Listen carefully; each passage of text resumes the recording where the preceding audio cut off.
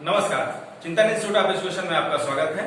आइए आज की इस वीडियो में नेट फर्स्ट पेपर की तैयारी करने वाले विद्यार्थियों के लिए लॉजिकल रीजनिंग के अंतर्गत जो मैं पिछले वीडियोस में नियम बताया हूं, उन नियमों को आप आसानी से कैसे याद रखेंगे उसे मैं एक बार फिर से आज बताता हूं और इस पर आधारित जो प्रश्न पूछे जाते हैं उसको हम कैसे लगाएंगे उसे इन नियमों के आधार पर मैं बताने जा रहा हूं।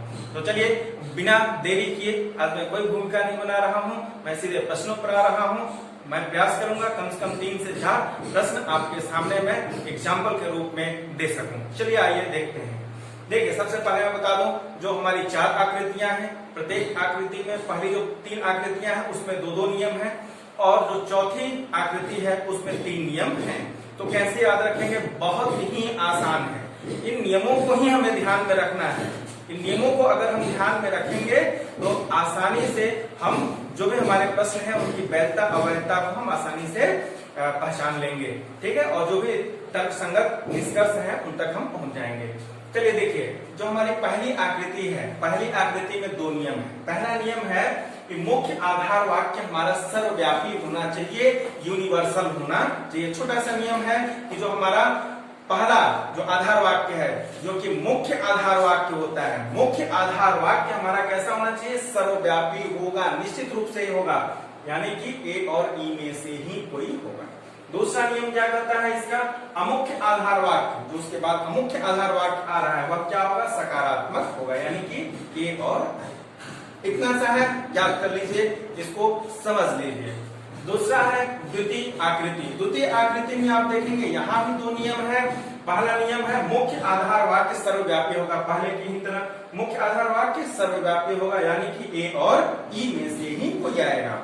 फिर दूसरा नियम क्या है कि कोई भी एक आधार वाक्य यदि नकारात्मक होगा, कम से कम दूसरा नियम यही कह रहा है कि कोई एक आधार वाक्य नकारात्मक हो, यानी कि ई और ओ में से ही कोई आएगा। तात्पर्य क्या है? जो दूसरी आकृति है हमारी, यह क्या है? उल्टा सी होता है। तो दूसरी आकृति में अगर नकारात्मक तर्क वाक्य नहीं आएगा तो आप उससे कोई निष्कर्ष नहीं निकाल सकते हैं, इसलिए या तो मुख्य या अमुख्य में से कोई एक नकारात्मक होना चाहिए। आइए तीसरी देखते हैं। जो तीसरी आकृति है उसका जो नियम है उसमें भी 2 नियम है। पहला है अमुख्य आधार वाक्य सकारात्मक हो। यहाँ पर मुख्य की बात नहीं की गई, मुख्य ए ई आई ओ में से कोई भी हो सकता है, लेकिन अमुख्य आधार वाक्य ए और आई यानी कि सकारात्मक ही होने चाहिए। सकारात्मक ए और आई है आपका, इन्हीं दोनों में से कोई आना चाहिए। इसके अतिरिक्त आप देखेंगे ई और ओ नकारात्मक नहीं आएगा। और दूसरा नियम है निष्कर्ष अंश व्यापी होगा। इसमें जो हमारी तीसरी आकृति है सी आकार की, वह इस आकृति में हमेशा निष्कर्ष हमारा अंश व्यापी निकलेगा, पर्टिकुलर निकलेगा। चलिए, ये छोटे छोटे नियम हैं। इन 3 आकृतियों के 6 नियमों को आप आसानी से याद कर लेंगे।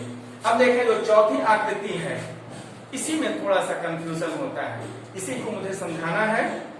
तो देखें, आप यहाँ देखिए, जो पहली आकृति का जो पहला नियम है इसी को उल्टा कर दीजिए तो चौथी आकृति का पहला नियम है, ठीक है।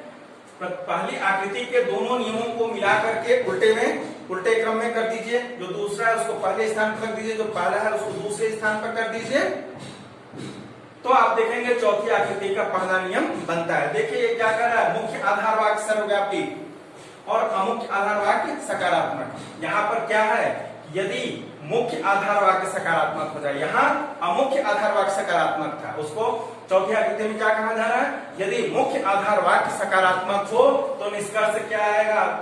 तो अमुख्य आधार वाक्य सर्वव्यापी होना चाहिए। पहले वाले का जस्ट उल्टा। पहली आकृति में यह कहा जाता है कि मुख्य आधार वाक्य सर्वव्यापी होना चाहिए और अमुख्य आधार वाक्य सकारात्मक। चौथी आकृति का पहला नियम जस्ट इसका उल्टा है कि यदि मुख्य आधार वाक्य सकारात्मक है तो अमुख्य आधार वाक्य हमारा निश्चित ही सर्वव्यापी यूनिवर्सल होना चाहिए। यही पहला नियम है। तो याद रखिए, पहली आकृति के दोनों नियमों को मिला करके चौथी आकृति का पहला नियम है, इधर वाले को बस उल्टा कर दीजिए, ठीक है। आइए, एक पहला नियम था। अब दूसरा नियम जो है, यह आप किताबों में देखेंगे तो जो मैं दूसरा लिखा हूं वो तीसरे नंबर पर है, लेकिन मैं इसे याद करवाना है मुझे, इसलिए मैं इसको दूसरे नंबर पर रखा हूं। तो देखिए जो हमारी द्वितीय आकृति है, दूसरी आकृति है, दूसरी आकृति का नियम क्या कहता है कि मुख्य आधार वाक्य सर्वव्यापी होना चाहिए और कोई भी एक आधार वाक्य हमारा नकारात्मक होना चाहिए। यही दोनों को मिलाकर के दूसरा नियम हमारा कहता है कि यदि कोई भी आधार वाक्य नकारात्मक है तो मुख्य आधार वाक्य हमारा सर्वव्यापी होगा। दूसरी आकृति का दोनों नियम यहाँ पर आपको फॉलो करना है। अब आइए तीसरी, जो तीसरा नियम है वह तीसरी आकृति का जो दोनों नियम है उसको मिलाकर के आप देखें। तीसरी आकृति का नियम क्या है, मुख्य आधार वाक्य सकारात्मक होगा तो निष्कर्ष हमारा अंशव्यापी ही निकलेगा। यही यहाँ भी कह रहा है, यदि अमुख्य आधार वाक्य सकारात्मक हो तो निष्कर्ष हमारा अंशव्यापी होगा। तो इस प्रकार से देखिए पहली दूसरी तीसरी आकृति के जो नियम है, छोटे छोटे नियम हैं, दो नियम हैं, आसानी से आप उन्हें याद कर लेंगे और इन्हीं तीनों आकृतियों के दोनों नियमों को मिलाकर के चौथी आकृति के 3 नियम बनते हैं। तो इसे आप आसानी से याद रख लीजिए, याद कर लीजिए, समझने का प्रयास करिए। अगर समझने का प्रयास करेंगे तो ये आसानी से याद हो जाएगा, बहुत दिक्कत नहीं होगा। अब मैं उम्मीद करता हूं कि अधिकांश लोग जो भी हमारे वीडियो को देखे होंगे, मैक्सिमम जो पहली दूसरी तीसरी है कम से कम वह उसके नियम को आपको याद हो ही गए होंगे। तो अब चलिए, अब मैं आपको बताता हूं एग्जाम्पल्स के द्वारा कि कैसे प्रश्न आते हैं और आप कैसे निष्कर्षों को पहचानेंगे और इसकी पुष्टि के लिए मैं वेन। चलिए तो अब हम लोग अभ्यास करते हैं। आपके सामने यहाँ पर 3 क्वेश्चन मैं लेकर के आया हूँ, हर में 2 कथन हैं। अब इन कथनों से कौन कौन से वैध निष्कर्ष निकाले जा सकते हैं, मैं यहाँ पर जैसे प्रश्न एग्जाम में आते हैं 2 कथन 2 निष्कर्ष दिए रहते हैं, तो मैं अभी निष्कर्षों को नहीं लिखा हूँ, मैं नियमों के आधार पर आपको यह बताऊंगा कि यह निष्कर्ष, एक वैध निष्कर्ष आप कैसे निकालेंगे, कैसे ज्ञान करेंगे।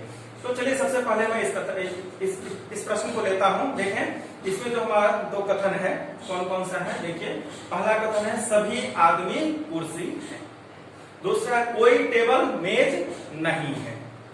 तो देखिए अगर हमको इन दोनों ही आधार वाक्यों के आधार पर कोई निष्कर्ष निकालना होगा तो कोई भी निष्कर्ष नहीं निकलेगा। क्यों नहीं निकलेगा, देखिए पहला जो हमारा आधार वाक्य है इसमें एक पद आदमी है, दूसरा पद कुर्सी है, तो एक ये हो गया, दूसरा ये हो गया। देखिए तीसरा टेबल और चौथा मेज, यहाँ पर मिडिल टर्म नहीं आया है, तो यहाँ पर क्या हो जाएगा, आप देखेंगे ये 3 और ये 4 पद आ गए, चतुष्पद दोष लग गया। तो अब ये जो हमारे दोनों ही आधार वाक्य हैं इनसे कोई भी निष्कर्ष नहीं निकाला जा सकता है। आपके सामने अगर कोई निष्कर्ष आएगा तो इंडिविजुअल ये जो दोनों हमारे तर्क वाक्य हैं इन दोनों के आधार पर ही कोई निष्कर्ष आप निकालेंगे, अलग अलग दोनों के आधार पर नहीं। केवल इस तर्क वाक्य को लेकर के जो हम यहाँ पर आप देखेंगे अव्यवहित अनुमान निकाला जाता है, परिवर्तन, प्रतिवर्तन या जो मैं आप लोगों को परंपरागत विरोध वर्ग बताया था उसके आधार पर ही आप कोई निष्कर्ष निकाल सकते हैं। इसके अतिरिक्त जो हमारा व्यवहित निष्कर्ष जो हम निकालते हैं, मीडिएट इन्फ्लुएंसेस जो निकालते हैं वह आप नहीं निकाल सकते हैं। ठीक है, अव्यवहित अनुमान ही आप केवल यहाँ पर ज्ञात कर पाएंगे। तो क्या क्या ज्ञात कर पाएंगे, जैसे यहाँ कहा है सभी आदमी कुर्सी हैं, तो अगर हम इसका परिवर्तन कर दें तो क्या होगा, कुछ कुर्सी आदमी है, सभी आदमी कुर्सी है, इसका परिवर्तन करेंगे तो क्या आएगा, कुछ कुर्सी आदमी हैं। देखिए यही आएगा, सभी आदमी कुर्सी है। अगर हम इसका परिवर्तन करेंगे, मैं परिवर्तन पर एक वीडियो बनाया था, आप उसे देख लीजिएगा, डिस्क्रिप्शन बॉक्स में सारे वीडियोस के लिंक दिए हुए हैं, आप उसे जाकर देखिएगा अगर नहीं देखे हैं तो आप देखेंगे जो हमारा परिवर्तन होता है उसमें ये दोनों ही जो हमारे सब्जेक्ट और प्रेडिकेट हैं, उद्देश्य और विधेय हैं, उनका स्थान आपस में परिवर्तित हो जाता है। देखिए कुर्सी यहाँ पर आ गया, आदमी अब इधर आ गया, ठीक है। और इसके बाद आप देखेंगे कि इसका जो गुण होता है वह चेंज नहीं होता है, ठीक है। तो अब देखिए ए का परिवर्तन आई में होता है, मैं इसे बता चुका हूं। तो आप देखेंगे सभी आदमी कुर्सी है, इसका परिवर्तन करेंगे तो कुछ कुर्सी आदमी है। इस आधार वाक्य के आधार पर यह निष्कर्ष निकलेगा या हम इसका प्रतिवर्तन करेंगे तो वह निकलेगा। ठीक है, तो कन्वर्जन और ऑबवर्जन इन्हीं दोनों के आधार पर निकलेंगे। ठीक वैसे ही इससे भी इसका परिवर्तन या इसका जो प्रतिवर्तन है उससे जो ही निष्कर्ष निकलेगा वही आप सत्य निष्कर्ष केवल निकाल सकते हैं। लेकिन इन दोनों के आधार पर आप कोई भी निष्कर्ष इमीडिएट इन्फ्लुएंस जो हमारा व्यवहित अनुमान है वह आप नहीं निकाल सकते हैं। चलिए, तो एक ये हो गया। दूसरा जो एग्जांपल है मैं इस पर बात करता हूं। यह तो देखें ये क्या है।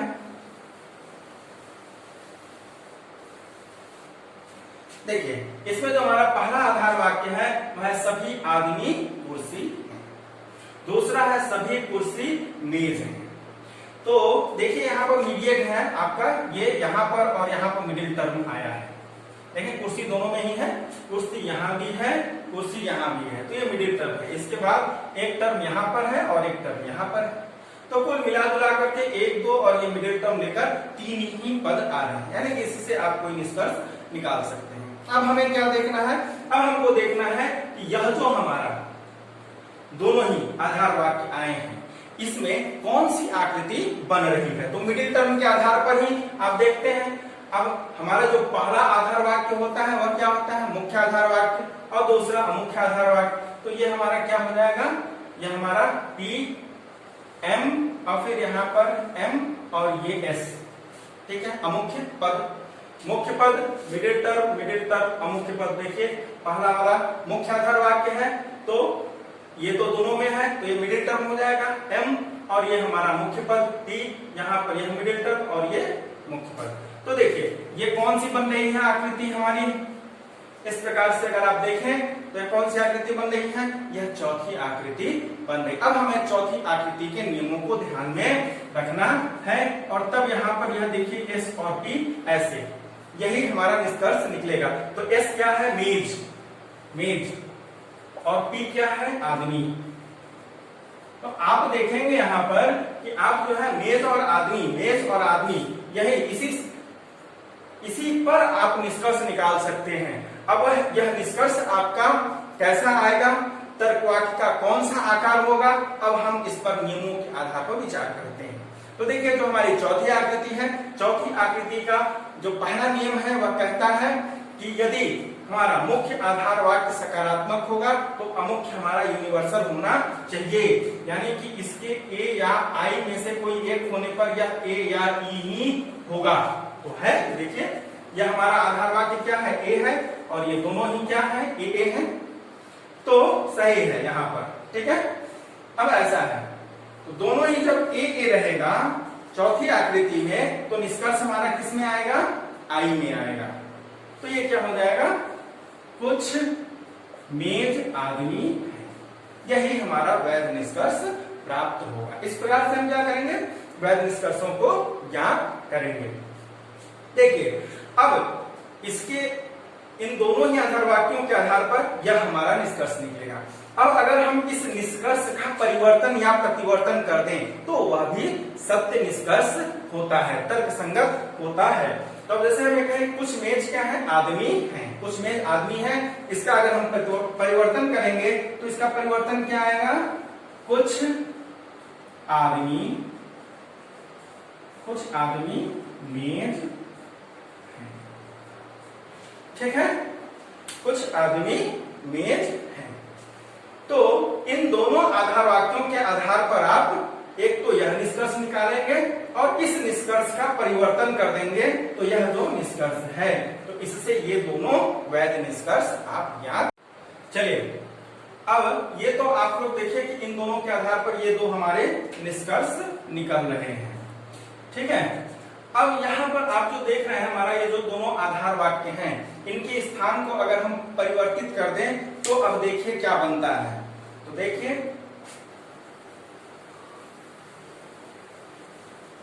ये जो दोनों निष्कर्ष हैं अभी मैं इसको साइड में लिख ले रहा हूं।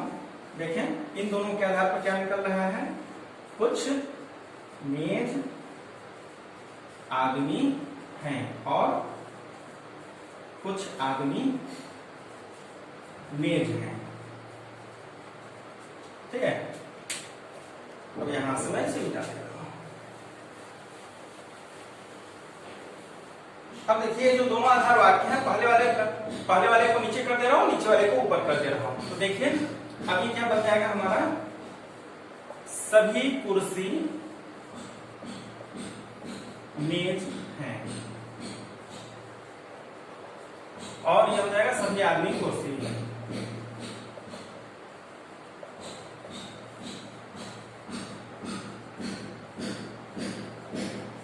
अब अगर हम ऐसा कर देते हैं तो अब देखिए, अब यहाँ पर ये हमारा मुख्य आधार वाक्य और यह अमुख्य आधार वाक्य हो जाएगा। यहाँ पर कौन सी आकृति बन रही है, देखिए मिडिल टर्म यहाँ है और यहाँ पर है, तो ये हमारा मिडिल टर्म ऐसे हो जाएगा, ये मुख्य पद हो गया और ये हमारा यहाँ पर अमुख्य पद, और निष्कर्ष आ जाएगा अमुख्य और मुख्य।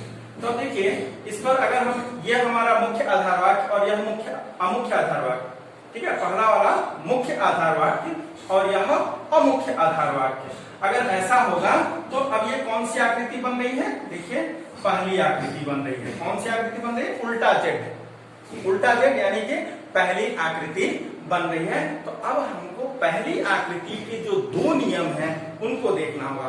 वो नियम क्या कहते हैं कि जो हमारा मुख्य आधार वाक्य है वह यूनिवर्सल होना चाहिए, सर्वव्यापी होना चाहिए, और अमुख्य आधार वाक्य सकारात्मक होना चाहिए। तो देखें पहला आधार वाक्य हमारा ए है, यूनिवर्सल है।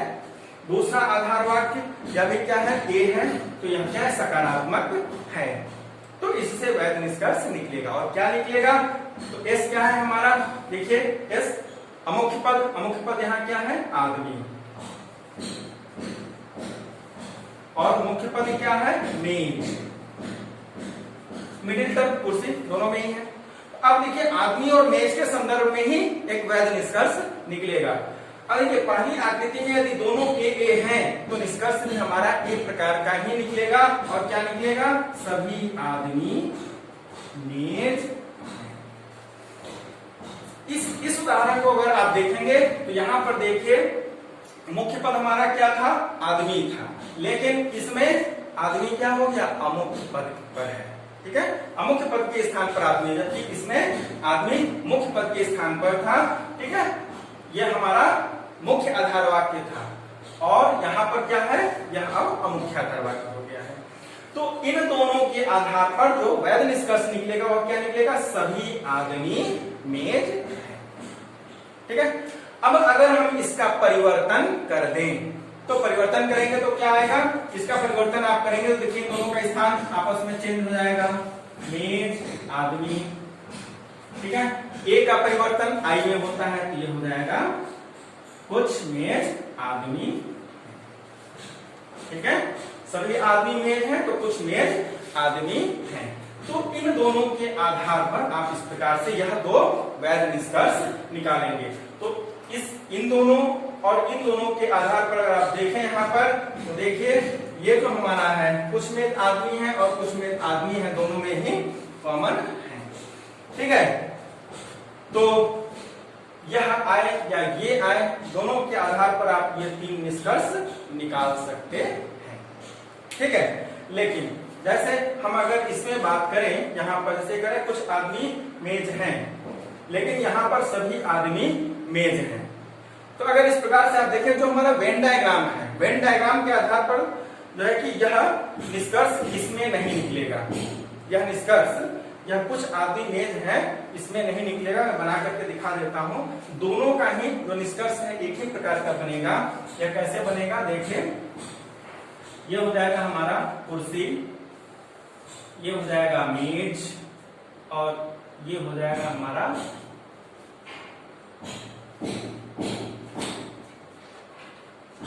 ये इसका बन जाना है। देखिए फिर मैं बताता हूँ, सबसे पहले क्या है, सभी कुर्सी मेज है, ठीक बना रहा था, ये कुर्सी और ये मेज। फिर क्या कह रहा है, सभी आदमी कुर्सी हैं, कुर्सी के अंदर आदमी बन जाएगा, ठीक है। इसके अंदर आदमी का एक छोटा सा बना देता हूं मैं, और ये हमारा चेयर और ये टेबल, ठीक है। तो ये इस प्रकार से बनेगा। अब आप इस निष्कर्ष से इन दोनों के ही जो भी निष्कर्ष हैं उसको आप ज्ञात कर सकते हैं। तो देखिए जैसे यहाँ पर ये आप देखें सभी कुर्सी मेज है, सभी आदमी कुर्सी हैं, यहाँ आप देख सकते हैं सभी आदमी क्या है, कुर्सी हैं, और फिर सभी कुर्सी मेज हैं। तो यहाँ पर मैं इसकी बात कर रहा था, कुछ आदमी मेज हैं। यहाँ आप देखिए सभी आदमी मेज हैं। जब सभी आदमी मेज हैं तो उसके तो कुछ अवयव तो मेज होंगे ही होंगे, इस आधार पर इसे सत्य माना जाएगा। लेकिन जब हम नियमों के आधार पर यहाँ आएंगे तो इस आधार जब सभी आदमी मेज हैं तो कुछ आदमी मेज हैं, यह कमजोर हो जाता है। सत्य तो होगा लेकिन यह एक स्ट्रॉन्ग जो हमारा बहुत ही मजबूत निष्कर्ष होता है, स्ट्रॉन्ग कंक्लूजन वह नहीं आएगा। ठीक है, तो इस अगर ये दोनों आधार वाक्य हैं, इसके आधार पर ये वाला एक जो है स्ट्रॉन्ग कंक्लूजन नहीं होगा, वो कमजोर होगा, लेकिन सत्य होगा। हम इसे असत्य नहीं कर सकते, तर्कसंगत है। ठीक है, तो इस प्रकार से आप ये देखें, अभी हमने ये चौथी आकृति और ये कौन सी थी, हमारी पहली आकृति। अब मैं आता हूं यहाँ पर, ये हमारी अगली आकृति। चलिए अब मैं ये जो अगला हमारा उदाहरण है उसे मैं बताता हूं। तो देखिए इसमें कुछ आदमी कुर्सी है, सभी आदमी टेबल है। तो आप देखेंगे यहाँ देखिए भाई एक मिडिल टर्म यहाँ पर है, एक यहाँ पर है। पहले को अगर हम मुख्य आधार वाक्य माने तो यह हमारा मुख्य पद हो जाएगा और ये अमुख्य पद हो जाएगा। ठीक है, अब हमें सबसे पहले पहचानना है कि आकृति कौन सी है। देखिए इसमें 4 पद तो है नहीं, 3 ही पद है। किसी भी नया वाक्य को वैध होने के लिए 3 पद चाहिए। यहाँ पर है मिडिल टर्म है, मुख्य पद है और अमुख्य पद है, 3 पद है हमारे पास। अब हमको पहचानना है कि कौन सी यह आकृति बन रही है। ठीक है, तो देखें कौन सी आकृति है। तो हम लोग इसको देखते हैं। तो लिख लिया हमने, ये M हो जाएगा, यहाँ पर M हो जाएगा, ये P और ये S, यही है। तो आकृति देखिए कैसी बन रही है, यह हमारी आकृति बनी C है, यानी कि तीसरी आकृति। अब तीसरी आकृति के नियमों को हमें ध्यान में रखना होगा। तो सबसे पहले देखें, ये हमारा मिडिल टर्म यहाँ पर हो गया, ये हमारा प्रेडिकेट है, ये सब्जेक्ट है, या मुख्य पद है, या मुख्य पद है। और निष्कर्ष में ये देखिए याद रख लीजिए, ये एस और पी, ये हमारा सब्जेक्ट और ये प्रेडिकेट, ये आना है। निष्कर्ष का प्रेडिकेट मुख्य पद होता है तो वह मुख्य आधार वाक्य में आएगा, और निष्कर्ष का जो हमारा सब्जेक्ट होता है यहाँ क्या है, अमुख्य पद होता है, यहाँ पर चला आएगा। ठीक है, तो उद्देश्य के लिए। अब देखिए इस प्रश्न में मुख्य पद क्या है, कुर्सी, और अमुख्य पद क्या है, टेबल। तो यहाँ पर लिख दिया टेबल और यहाँ लिख दिया कुर्सी। ठीक है, इसमें मिडिल टर्म आदमी है। तो निष्कर्ष इन दोनों के आधार पर आप निष्कर्ष ही निकालेंगे टेबल और कुर्सी के संदर्भ में। ठीक है, अब जो तीसरी आकृति है वो क्या करता है, जो हमारा मुख्य पद है वह कुछ भी हो, ए ई आई ओ। तो आप देख सकते हैं हमारा क्या है, आई है, आई तर्क वाक्य है, कोई दिक्कत नहीं है। हमें देखना है अमुख्य आधार वाक्य। यह हमारा कैसा होना चाहिए, सकारात्मक ही होना चाहिए, यानी कि ए और आई में से कोई होना चाहिए। अगर ये पहला आई था, यहाँ पर भी आई आ जाता तो देखिए दोनों आई आई हो जाएंगे, दोनों ही अंतर्व्यापी हो जाएंगे, तो उससे कोई निष्कर्ष नहीं निकाला जा सकता है। ठीक है, और ये हमारा क्या है, ए है, ए प्रकार का है, ए आई में से ए प्रकार का है, तो ये सकारात्मक है। ठीक है, तो निष्कर्ष कैसा निकलेगा, निष्कर्ष हमेशा अंशव्यापी निकलेगा। ठीक है, दोनों ही सकारात्मक है तो सकारात्मक ही आएगा। तो अंशव्यापी सकारात्मक कौन है, आई। तो ये हो जाएगा हमारा कुछ टेबल कुर्सी। तो यही वैध निष्कर्ष, इसके आधार पर कुछ टेबल कुर्सी है, यही वैध निष्कर्ष निकलेगा। अब देखिए यह जो हमारा निष्कर्ष निकला, इसका अगर हम कन्वर्जन करें, परिवर्तन करें, तो क्या आएगा, कुछ कुर्सी टेबल हैं, कुछ कुर्सी टेबल। ठीक है, कुछ कुर्सी टेबल है, यह हमारा इसका परिवर्तन होगा। तो इसके आधार पर ये दोनों क्या हैं, एक हमारे वैध निष्कर्ष प्राप्त हो रहे हैं। ठीक है, तो ये रहा, ये हमारा था जो तीसरी आकृति थी। अब मैं दूसरी आकृति का भी आप लोगों को एग्जाम्पल दे रहा हूं, यहीं पर आप देखें दूसरी आकृति का प्रश्न क्या बनेगा हमारा। अब मैं थोड़ा सा यहाँ पर चेंज कर दे रहा हूं, देखिए ये जो यहाँ पर हमारा इसके स्थान को चेंज कर दे रहा हूं सिर्फ, ठीक है, ये हो जाएगा कुर्सी यहाँ पर आदमी, और यहाँ हो जाएगा हमारा टेबल,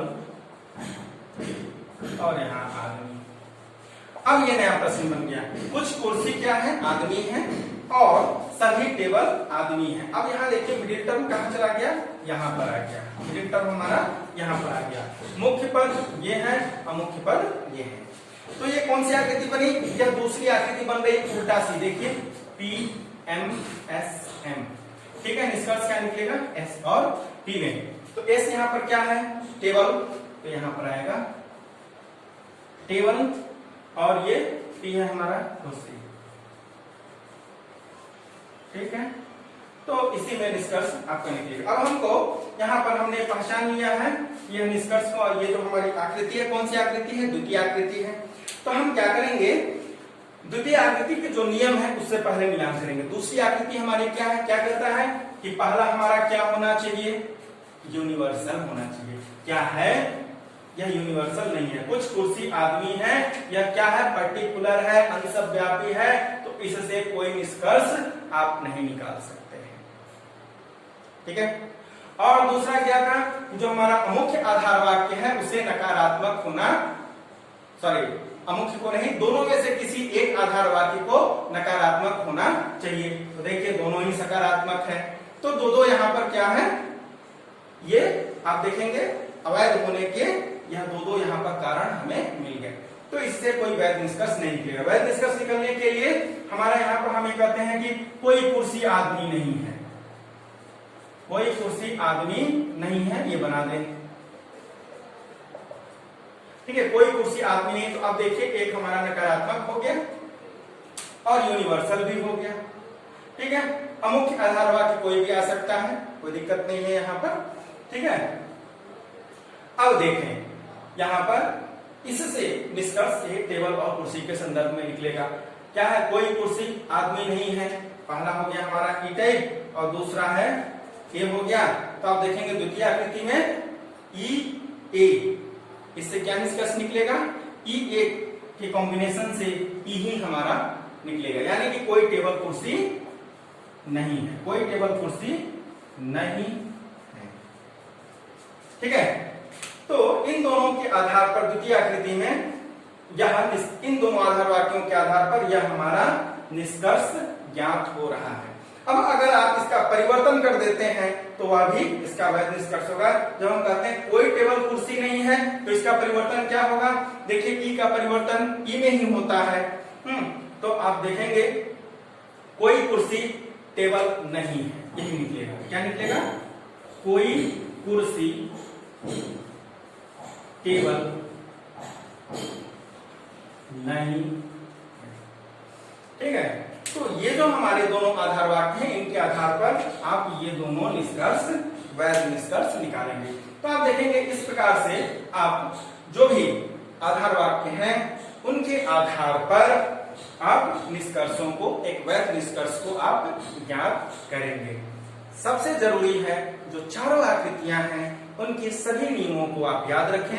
मैं स्टार्टिंग में ही इनके नियमों को बताया, उसके साथ ही साथ मैं यहाँ पर परिवर्तन प्रतिवर्तन की बात किया हूँ। इनके नियमों के लिए आप डिस्क्रिप्शन बॉक्स में जाकर के हमारा जो इससे संबंधित वीडियो है उसे आप देखें, निश्चित ही आपको समझ में आएगा।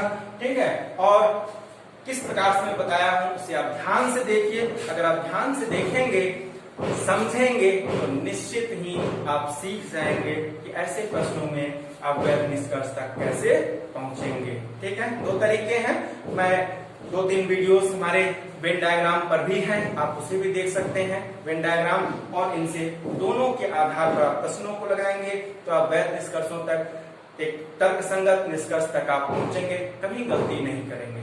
ठीक है, ध्यान से देखिए। और मैं आपको एक सूचना दे दूं, हमारी जो अगली वीडियो है अब मैं उसमें डेटा इंटरप्रिटेशन के प्रश्नों को लेकर के आ रहा हूं, तो अगली वीडियो देखना नहीं भूलिएगा। हमारे साथ बने रहिए। यदि सब्सक्राइब नहीं किए हैं तो हमारे चैनल को सब्सक्राइब करें और अधिक से अधिक उसे शेयर करें। धन्यवाद।